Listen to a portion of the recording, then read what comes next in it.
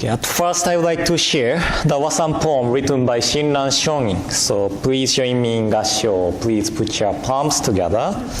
And this Wasan is on page 357 of collected works of Shinran. When sentient beings think on Amida just as a child thinks of those who cares about them, they indeed see the Tathagata, who is never distant, both in the present and in the future. Such beings are like people who, imbued with incense, bear its fragrance on their bodies. They may be called those adorned with the fragrance of light. Namo Amida Butsu. Namo Amida Butsu. Namo Amida Butsu. Namanda Butsu. Namanda Butsu. Good morning, everyone, and welcome to today's service. And most of you were well managed to change your clock so that you could come, right time. I know some people came early to enjoy being in the temple for a little while. And my brain is not made to do 2 or 3 things in one time. So while I'm working on my thesis, my mind is kind of focused on thesis, and probably my Dharma talk is leaning towards the contents of my thesis too. So my apologies if my talks becomes academic or lecture-like or boring to listen. But my thesis is getting kind of point where I wanted to research and discuss most.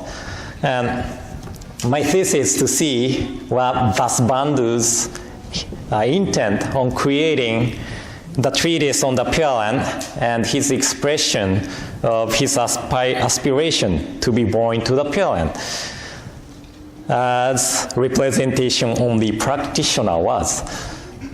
So because of this thesis, I had opportunity to study and read many texts of representation only school. And it's really fun to read, so many volumes of representation only theory makes me wonder why I'm reading this. But there are verses in the treatise on the Pure Land written by Vasubandhu, and it said, contemplating the power of the Buddha's primal vow, I see that no one who encounters it passes by in vain. It quickly brings to fullness and perfection the great treasure ocean of virtues. And Vasubandhu describes these verses as follows. When they see the Buddha, the Bodhisattva who have yet to realize pure mind will ultimately attain the Dharma body of equality.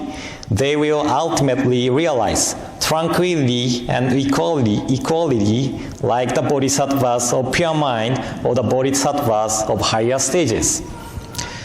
So there are 10 stages, 10 stages of Bodhisattvas, which begins from the stage of joy. And this stage of joy is to realize the non-discriminative wisdom. So it is considered as a stage of sage, which one will be called as sage. So before stage of joy, everybody else is ordinary being. Okay? And traditionally, from one of the Chinese Pure Land masters, Tan Lam, who created the commentaries on the treatise of the Pure Land, he said, the Bodhisattvas who have yet to realize pure mind is the first to 7th stage of Bodhisattva path. And Dharma body of equality refers to Bodhisattvas of 8th stage or above. But according to the text of representation only school, seems like the Bodhisattva who have yet to realize pure mind is ordinary being or ordinary Bodhisattvas who aspire to attain Buddhahood. And Dharma body of equality refers to the Bodhisattva of the 1st stage or above. So Tan Lan's explanation about this Bodhisattva who have yet to realize pure mind is not expressing Vasubandhu's true intention. And of course, Tanran talks about other power of Amida Buddha, so he understands the treatise on the Pure Land of Vasubandhu as a text which reveals other power of Amida Buddha. But this part of treatise or commentary, I believe he misread Vasubandhu's intent. And here, Vasubandhu wanted to indicate what brings ordinary being or ordinary bodhisattva who have not yet reached to the first stage of bodhisattva path is Amida Buddha's working of the primal vow. So Vasubandhu is saying that without the working of Amida Buddha's primal vow, ordinary beings is not able to reach the first stage of bodhisattva path or attain Buddhahood. And representationalist school, they have unique philosophy. It talks about the structure of our mind. I talked about it a couple of times at the Dharma talks or Dharma exchanges. They say that our mind consists of 8 consciousness. Deep down in our consciousness, there is a consciousness called alaya, which is storehouse consciousness. This is latent area of mind, so we cannot sense the working of it.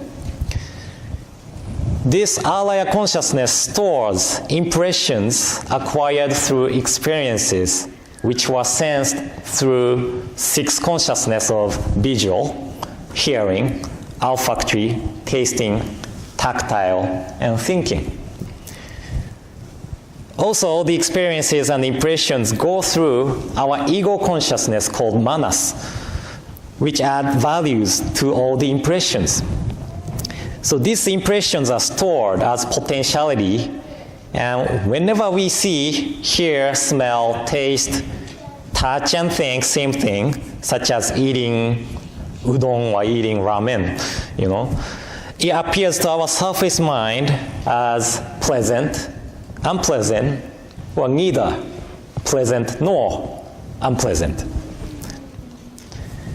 This process of storing impression is called vasana, which is often translated as perfuming or habituations.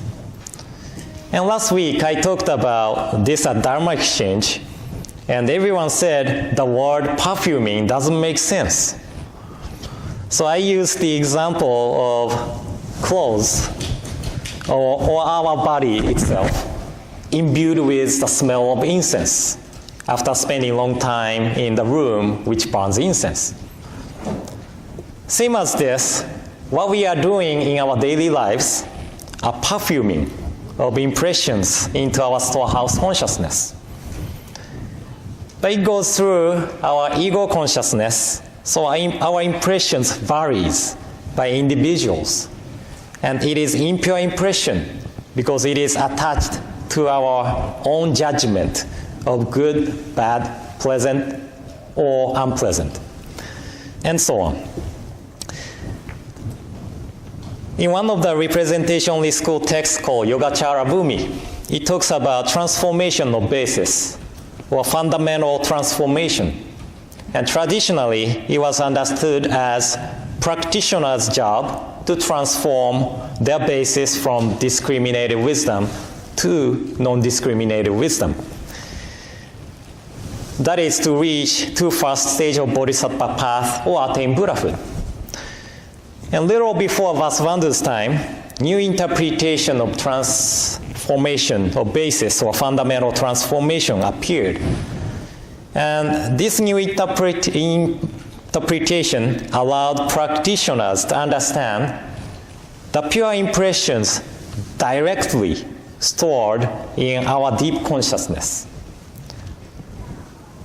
When this potentiality or pure impression gains and impure impression disappears, transformation of basis or fundamental transformation occurs.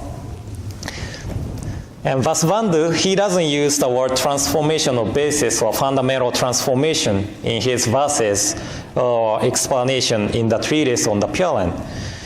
But I am sure that he's saying that our transformation of basis or fundamental transformation occurs because of Amida Buddha's working, which is a working from the pure rest realm of Dharma.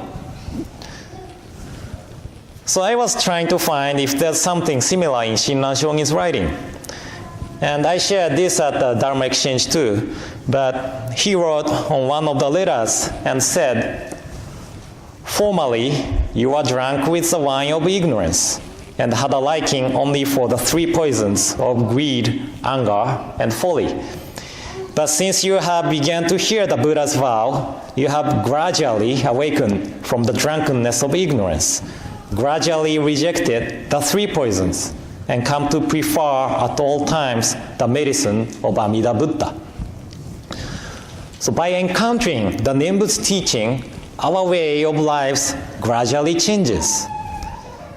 If we didn't encounter the Nembutsu teaching, we probably did not realize our true nature of being attached to the self-centered idea and living with the three poisons of greed, anger, and stupidity or ignorance. So by encountering the Nembutsu teaching, our basis transforms from self-centeredness to asking for the guidance of Buddha. And here's a story about my favorite person named Genza, who really enjoyed Nembutsu teaching. And Genza used to be a rough man. He did street fighting, and he was a gambler. He often referred himself as Dirty Genza, who likes to fight and gamble. But he had begun to have strong will to control himself, and he accepted the self-control as something nurtured by receiving the wisdom of Buddha. He said to one of his friends, "I often get angry. I don't have patience to control myself, but I am being patient because of the working of Buddha." Nammandav. Right? There's no one who never gets angry. I get angry sometime. I'm sure you get angry sometime. Right? One day his neighbor, a small wrestler named Futasegawa, was visiting him, and they were talking about Shin Buddhism. And his grandchildren were playing in the house. You know how sometimes children get so excited, run around and screams, just like Aoi and Hikaru, They chase each other at home. They are having so much fun that they get louder and louder. So Genza's grandchildren were getting louder and louder. Then Genza shouted, "Hey, quiet down!" So he was like telling his grandchildren to calm down, but it was more like angry voice. So Futasegawa was surprised and asked Genza, "I didn't know that you get so angry."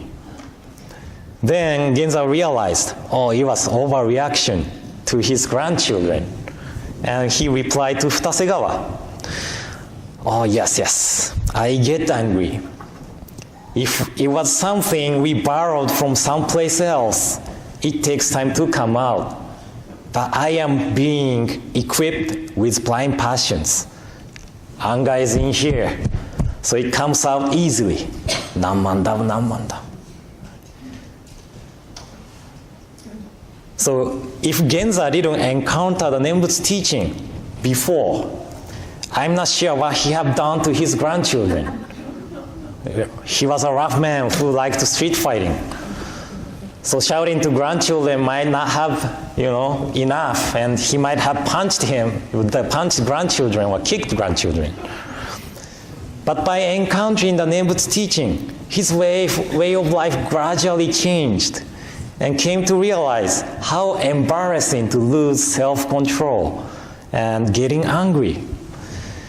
And every time he gets angry, he listened to the guidance of Buddha within Nembutsu. Namo Amida Butsu, Nammandav, right? Genza, calm down. That's pointless getting angry. Think about the other's feelings too. Nammandav, right? So his basis transformed from self-centered mind to asking for the guidance to the Buddha all the time. As Shinran Shongin said, we come to prefer all the time the medicine of Amida. And people who prefer the Nembutsu are called as adorned with the fragrance of light. Shinran Shongin also used the example of magnet to describe the working of Amida Buddha. I didn't have a clip, but if you have magnet here and if you have a paper clip, the clip itself is not the magnet, but by the clip attaching to the magnet for a long time, the clip becomes magnet, right? Magnet is Amida Buddha. By always listening to the wisdom of Buddha, the clip, that is ourselves, becomes the person who are adorned with the fragrance of light, wisdom of Buddha.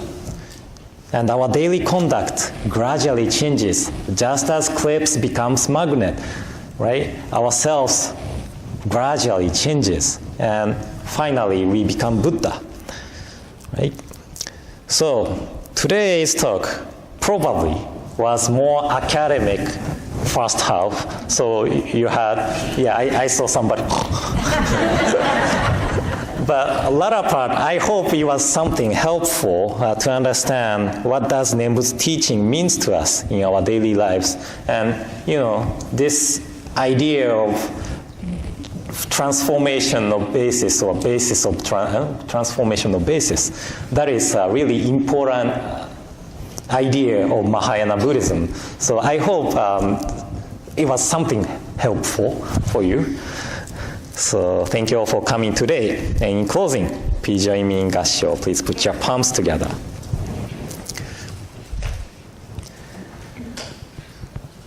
When sentient beings think on Amida, just as a child thinks of those who cares about them, they indeed see the Tathagata, who is never distant, both in the present and in the future. Such beings are like people who, imbued with incense, bear its fragrance on their bodies. They may be called those adorned with the fragrance of light. Namo Amida Butsu. Namo Amida Butsu. Namo Amida Butsu. Namanda Butsu. Namanda Butsu.